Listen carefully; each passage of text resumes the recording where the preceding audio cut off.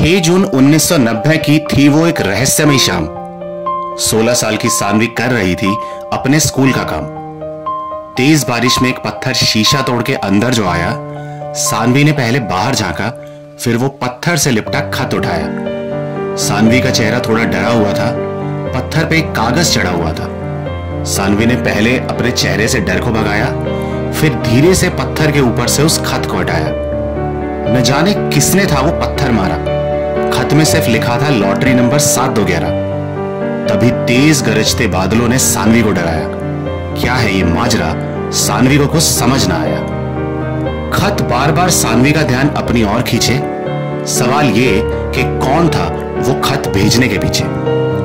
अगले दिन बारिश रुकी तो तेज धूप खिल रही थी। स्कूल से लौटते वक्त सानवी ने देखा सामने लॉटरी टिकट मिल रही थी। शायद कल की रहस्यमयी शाम कुछ खास थी, इसीलिए आज लॉटरी नंबर 7211 सानवी के पास थी। लॉटरी खेलना था तो एक जुआ। हफ्ते बाद उसका परिणाम घोषित हुआ। सानवी के लिए वो हफ्ता बड़ी बेचैनी में बीता। रिजल्ट आया तो 7211 ने लॉटरी में 50 लाख का इनाम जीता।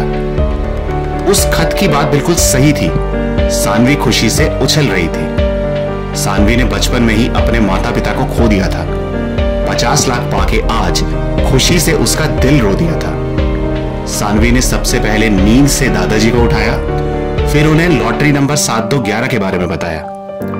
दादाजी भी सानवी की बात सुन के थोड़ा सोच में पड़ गए। सानवी को आशीर्वाद दिया, फिर वो अपने कमरे की ओर बढ़ गए। सानवी और दादी बाहर खुशियां मना रहे थे। दादाजी कई सालों से एक टाइम मशीन बना रहे थे। ढूंढने वाले तो भगवान को भी ढूंढ लाए, तो वो साइंटिस्ट ही क्या जो अपनी जिद पार ना कर पाए। लॉटरी के पैसों से सानवी की जिंदगी में आराम और खुशियां बन गई। वक्त बढ़ा जब आगे तो सानवी भी अपने दादा के जैसे साइंटिस्ट बन गई। पर दादाजी का जब आखिरी वक्त आया तो उन्होंने सानवी को टाइम मशीन के बारे में बताया। वो बोले कि इसी से तुम्हारा भविष्य खिलेगा। 20 साल पहले वो खत किसने फेंका, इसका जवाब भी मिलेगा। दादाजी सानवी का साथ छोड़ गए। वक्त का पहिया वापस मुड़ गए। पहली नजर में ही उस अधूरी टाइम मशीन ने सानवी को चौंकाया। 20 साल पुराना एक अनसुलझा किस्सा फिर से याद दिलाया। सानवी को अगले 2 साल लगे उस टाइम मशीन को पूरा बनाने में, दादाजी का सपना पूरा करके अपना प्यार जताने में। सानवी ने बिना सोचे वक्त को 6 जून 1990 पे सेट किया। टाइम मशीन ने उसे एक जोरदार झटका दिया। वक्त मुड़ा तो सानवी 20 साल पीछे आई। हैरानी भरी निगाहों के साथ वो कुछ सवाल भी लाई। दादाजी ने टाइम मशीन के बारे में कुछ बातें कही थी। शाम का माहौल था और तेज बारिश हो रही थी। उसने खिड़की से 16 साल की सानवी को स्कूल का काम करते देखा। आज पता चलेगा कि आखिर 20 साल पहले वो खत किसने फेंका। वक्त की सुई आगे बढ़ी थी। सानवी ठीक घर के बाहर खड़ी थी, पर ना कोई वहां से गुजरा, ना कोई हाथ में पत्थर लाया।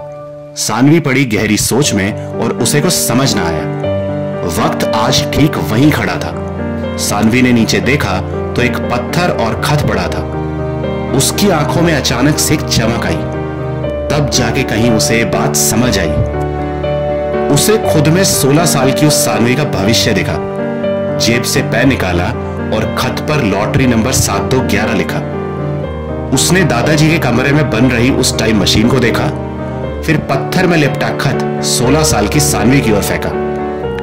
तेज बारिश में एक पत्थर शीशा तोड़ के अंदर जो आया, सानवी ने पहले बाहर झांका, फिर वो पत्थर से लिपटा खत उठाया।